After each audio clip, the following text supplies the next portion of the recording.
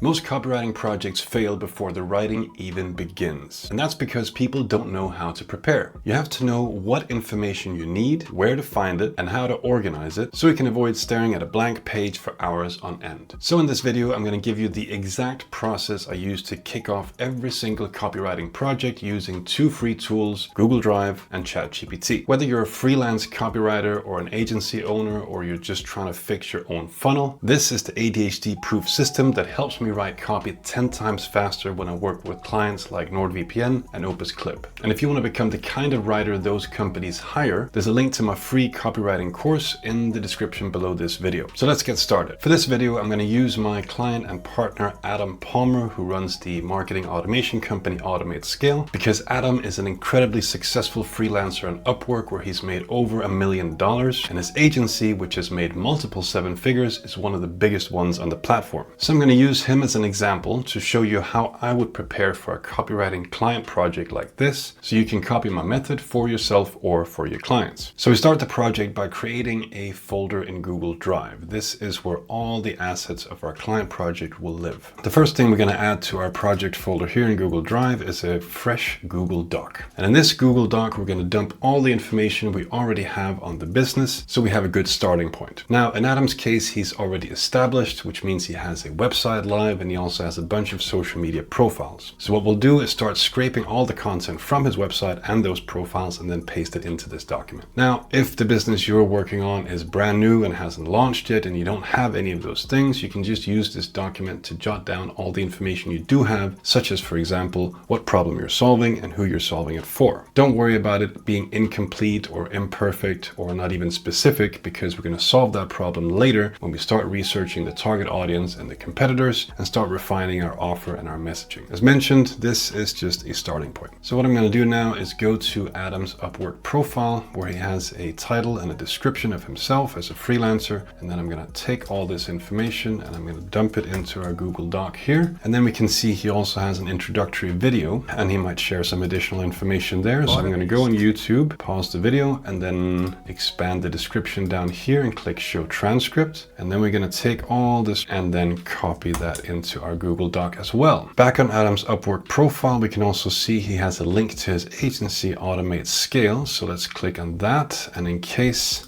there are some differences between how he describes his agency to how he describes his services as a solo freelancer, we also want to take the description here and add to our little knowledge base. And just like he has on his solo freelancer profile, he has another introductory video here presenting his agency. So we're going to do the exact same thing and take all the stuff he says in that video and copy that into our Google Doc. Now, his agency also has a website, so let's go there and see what we can find. Now here you can see that they bombard you with a pop-up, which I absolutely hate because it's intrusive and annoying and it makes me want to click off the site. And I'm sure there's a bunch of research out there that shows just how amazing and great pop-ups are and how well they work, but personally I hate them because I think that you can put that information on the homepage in a more tasteful way. But we'll get to that later. For now, let's just copy the content they have in the pop-up form, add to our doc, and then we're going to fill in our name and email so we can see what Adam sends out to his prospects. Now we're going to head over to our email and see if Adam he actually sent us an email, which he did.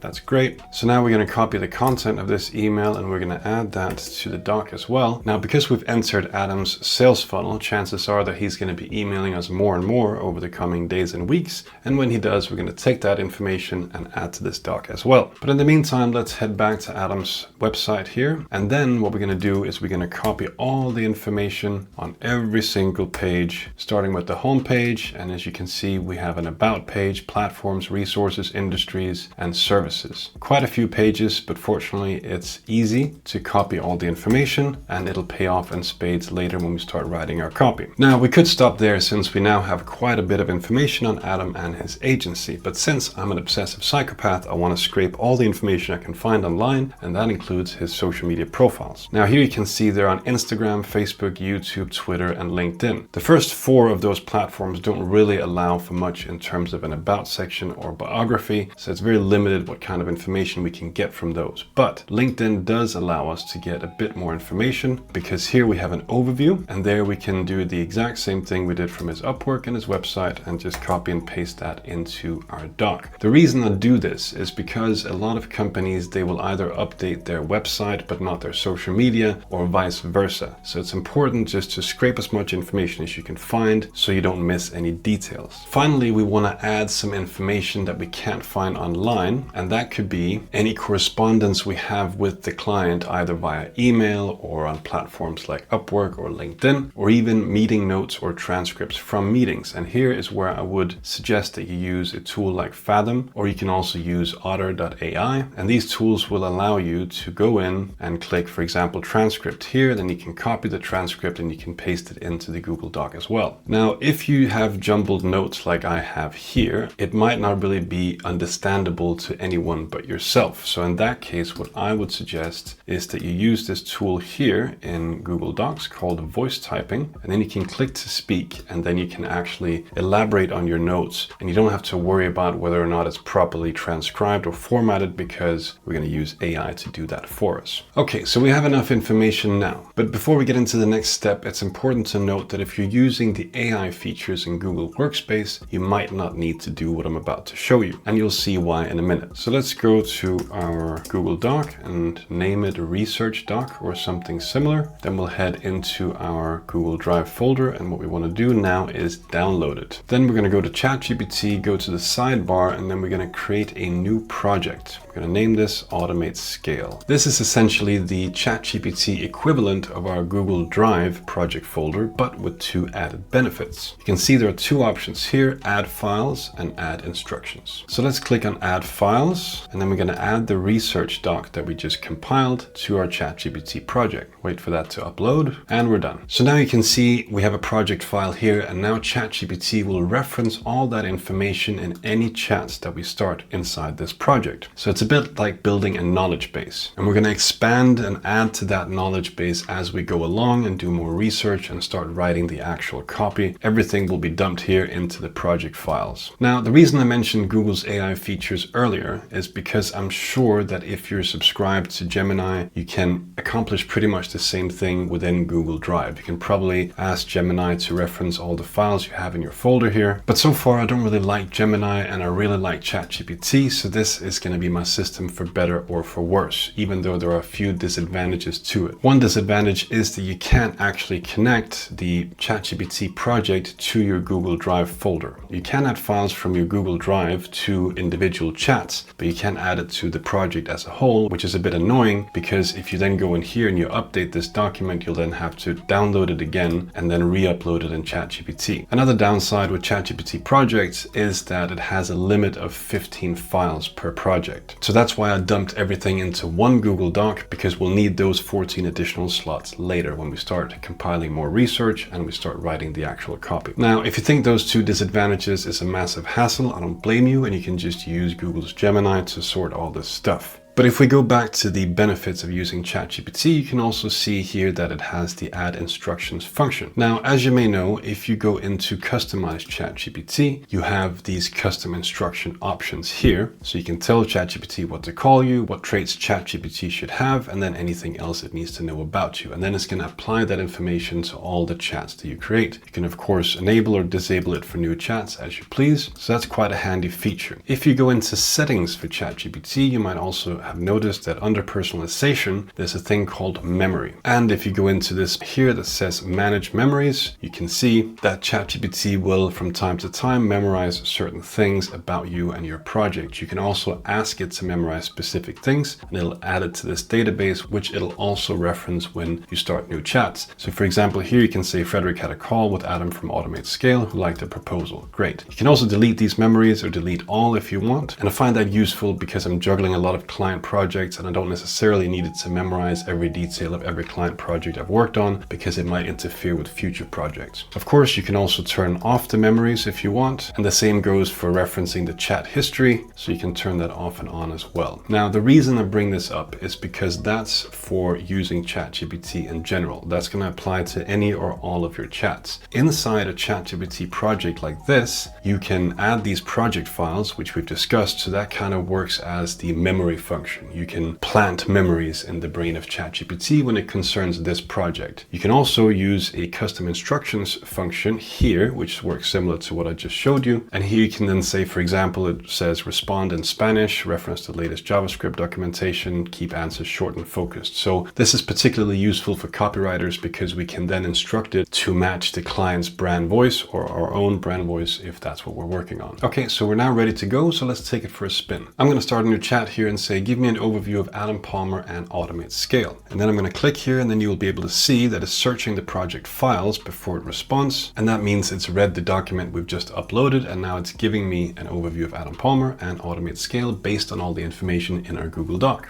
And this is super useful because you can see the jumbled mess that was our research doc here, which is cluttered with information that isn't organized or sorted. And here, in stark contrast to our document, we have this beautifully organized overview of who Adam Palmer is, what his agency does, the platforms and tools they use, their processes, their ideal clients, and what makes them unique. It's always great to create an overview like this if you're working with a team, or if you're a business owner and you want to hire a copywriter and you don't know how to present the information about your company. You can just follow this process, create an overview here, and then send that over to your freelancer. Now, if we go back to the project here, you'll see that we now have a chat logged, which is the one we just created by asking for the overview. Since we'll be working on quite a few things for Adam and Automate Scale, such as his web copy, his LinkedIn profile, his email sequences, his lead magnet, and so on and so forth, I would recommend that you keep a separate chat for each of those deliverables, because it's going to make it a lot easier to go back and make changes to each specific deliverable instead of having one long chat where you then have to trawl through the conversation to find what you're looking for. And as mentioned, as we conduct research on the market, the audience, the competitors, and as we start writing up all these things I've just mentioned, we're going to add that to the project files here so that ChatGPT will slowly become better trained and provide higher quality outputs as we go along. All right, so that's how I set up a project before I start writing a single word of copy. If you want to learn more about the actual writing process, I've compiled 7 years of copywriting experience into 30 mini lessons. Each one takes a minute to read, and you can get it for free by using the link below this video. See you inside.